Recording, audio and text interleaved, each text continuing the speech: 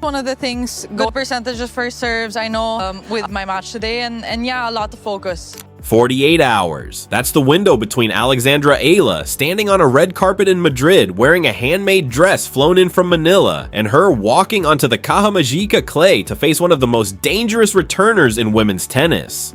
2 days, same city, same red clay, completely different worlds, and yet somehow the same story. Let that sit for a second because it tells you everything you need to know about who Alex has become.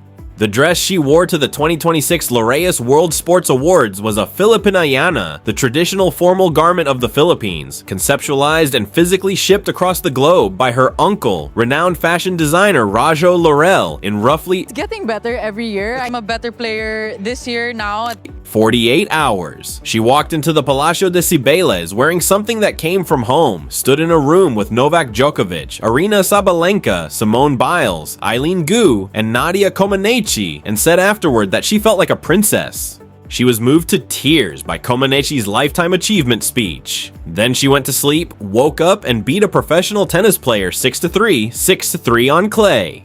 The Instagram post she put up that night, just a photo and a quiet caption, pulled 48,000 likes in under 2 days. 6 major Philippine outlets ran stories on the dress alone. The Tennis Channel's social team posted something they almost never post, a genuine question asking whether women's tennis has ever seen a star carry this kind of global support everywhere she goes. And the answer, if you've been paying attention, is no.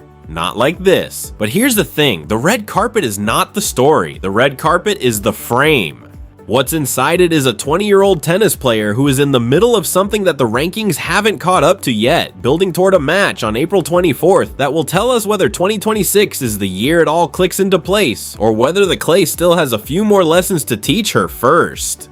To understand the weight of that match, you have to understand who Elise Mertens actually is right now. Because if you just look at the numbers, world number 21 against world number 44, you'd think this was a straightforward upset attempt and move on. But that framing misses almost everything. Mertens walked into Madrid as the current world number 1 in doubles, fresh off winning the Australian Open doubles title in January with Zheng Saisai. She has 6 Grand Slam doubles titles. Her singles career high is number 12 in the world.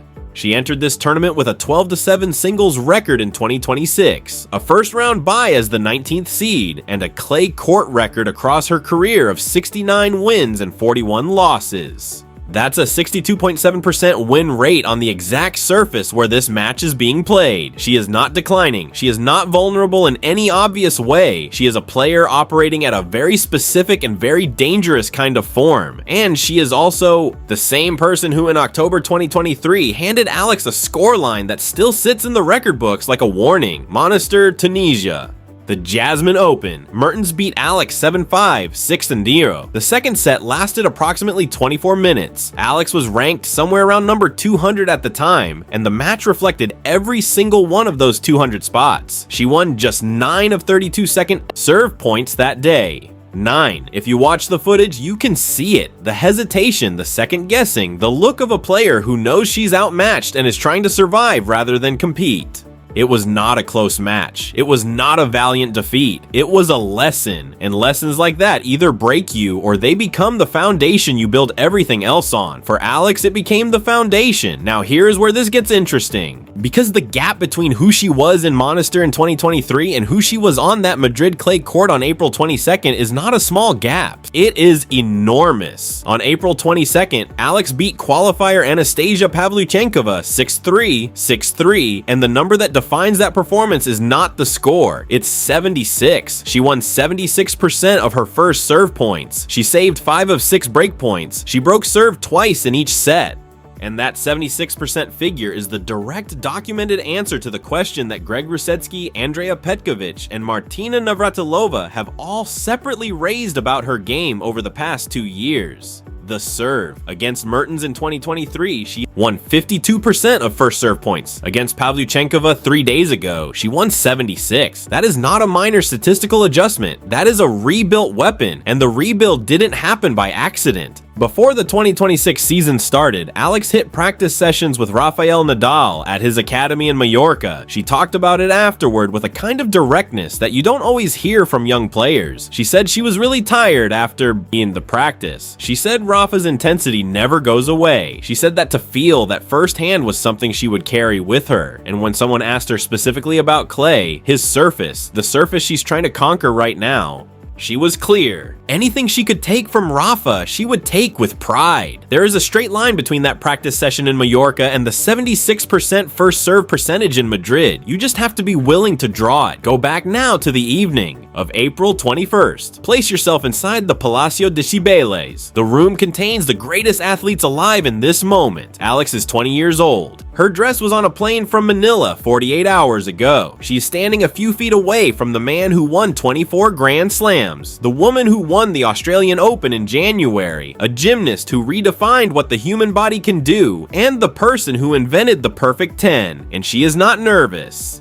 She is not fading into the background. She is there. Photographed, quoted, invited. The Laureus Committee does not send invitations as charity. They send them because you belong. The crowd of people who have been following Alex since before any of this. The ones who tracked her through years of qualifying matches and early exits. Who know exactly what the 2023 Monster scoreline meant. Oh, who celebrated when she snapped an 8-match losing streak against opponents with surnames ending in Ova by beating Pavlyuchenkova on April 22nd, exactly 1 year after her last win over that same category of player. Those people understood something that the rankings still don't fully capture. Her 2026 Race to Turin position sits around number 15 globally. Her WTA singles ranking sits at number 44. That gap is not a fluke. It is the clearest signal available that what Alex is doing this year is outperforming what the ranking system has had time to register, and the people who saw that first were not wrong. Think about what she has built since that bagel in Monster. She beat Madison Keys when Keys was ranked number 5. She beat Iga Swiatek twice in the same tournament at Miami 2025 when Swiatek was ranked number 2. She beat Coco Gauff at number 4. She beat Jasmine Paolini at number 8. 4 career wins over top 10 players. The player who couldn't hold a second set together for 24 minutes in Tunisia has since won more matches against elite opponents than most players collect in an entire career. ESPN wrote in March 2026 that opponents have had a full year of footage to study her patterns. The wide lefty serve on big points, the backhand down the line in transition, the patience to absorb pace, and then flip defense into offense. They have the film. She keeps winning anyway. And then there is the voice that matters most in this specific conversation. Not a commentator, not an analyst, a player. Iga Swiatek, after their match at Madrid 2025, a match that required 3 full sets before Swiatek could close it out, said this. She said she understood there was hype around young players, but you have to stay focused on yourself. Read that carefully. She did not say Alex was lucky. She did not say the first set was a gift. She used the word hype and then immediately admitted she had to stay focused on herself. A player who needed 3 sets against someone she considered purely a product of hype does not typically issue that qualifier. Swiatek was, in the precise and careful language of a champion, acknowledging that the threat was real enough to require mental management. That moment happened on Madrid clay in the same tournament on the same surface 1 year ago. And Mertens, who is about to face this version of Alex, has never had to manage that. She has never stood across the net from the player Alex has become. She only knows the one from Monster.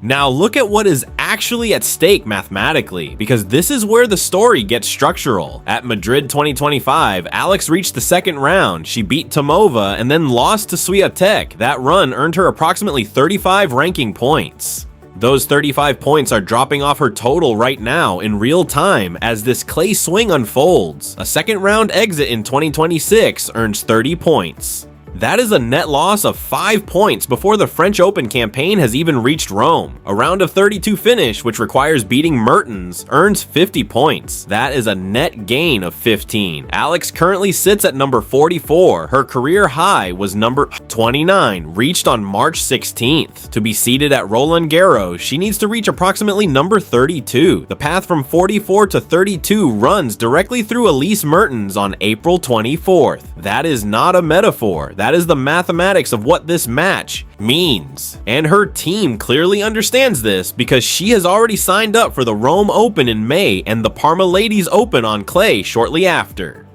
This is not a player trying to figure out her schedule. This is a coaching staff around Joan Bosch and clay season addition Sandro Viale building a deliberate, structured campaign with one destination in mind. Madrid is the opening chapter. Beat Mertens and you open it with momentum. Lose here and you arrive in Rome already behind the pace you need. Every person watching from Manila, from the diaspora, spread across 100 cities, from wherever they were when that red carpet video landed in their feed, they're watching a player fight not just for a win, but for a mathematical foothold on the surface that will define whether 2026 becomes the year she arrives as a genuine clay court force. But you would be doing this whole story a disservice if you pretended there were no complications, because there are, and they are real. 8 days before her Pavlyuchenkova win, Alex played Leylah Fernandez in Stuttgart. She fell behind 0-5. In the first set, she won just 42% of total points across the match.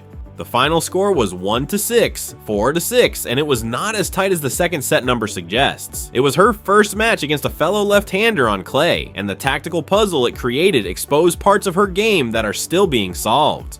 Days is not a long time to rebuild from something like that. The Pavlyuchenkova win was encouraging on every level, but Pavlyuchenkova is not Mertens. Mertens has built her entire return game around exploiting exactly the kind of second serve hesitation that produced 9 of 32 points won in 2023. Alex has not beaten a top 25 player on clay in 2026. Mertens, sitting at number 21, would be the first. After the Pavlyuchenkova match, Alex stood in the post-match interview and said something that her coaching team probably heard very differently than the casual viewer did. She said she'd had some struggles on clay before. She said she'd also had some really great matches. She said there were still tournaments left and she was excited. That is not bravado. That is not performance. That is a player who trained under Nadal's intensity until she was exhausted, who has beaten 4 of the best players in the world, and who is choosing, consciously and deliberately, to walk toward the hard thing rather than away from it. She's said before that one drop of water can create waves. She's said she's just trying to do her best and fight until the end. Those are not the words of someone pretending to be unafraid. They are the words of someone who has already decided where she is going and is working out the route in real time. So pull the camera back now and look at the full picture. A 20-year-old who was getting bageled in 24 minutes in Tunisia when she was ranked 200th, who won 9 of 32 second serve points against the same opponent in 2023, who just posted 76% first serve points won in Madrid on the same clay in the same tournament 3 years later, who beat 4 top 10 players across 2 years, who trained at the Rafa Nadal Academy until her legs gave out, who walked into the most prestigious sports awards ceremony on the continent wearing a dress that landed at the airport 2 days earlier. From Manila, stood next to Djokovic and Biles, and the woman who invented the perfect 10 felt like a princess, and then went and won a professional tennis match the next morning. Swiatek needed 3 sets on this exact clay to stop her 1 year. Ego, the ranking mathematics demand she win on April 24th just to avoid losing ground before Roland Garros. And the person across the net is the one who, in their only previous meeting, made an entire set disappear in less time than it takes to watch an episode of television. That is what this match is. That is what is sitting on the other side of April 24th. Not just a result, a verdict on the distance traveled, on whether the clay campaign that started in Stuttgart with a 1-6 loss and continued in Madrid with a 6-3 win is trending upward fast enough to take down someone who has been collecting Grand Slam titles since before Alex knew what the draw Roland Garros looked like. Can she solve Mertens' return game before Mertens decodes the lefty serve? Can she reach the round of 32 and begin the climb from number 44 toward that seeding threshold she needs? If she does get through, the draw potentially offers a Katerina Alexandrova or former world number 1 Karolina Pliskova waiting in the next round. The match is April 24th. Drop your prediction in the comments. Can Alex reach the round of 16 in Madrid? Because what happens next in Madrid, then Rome, then Roland Garros is a story that keeps getting richer with every match she plays, and this channel is where the full arc lives, not just the headline, the whole story.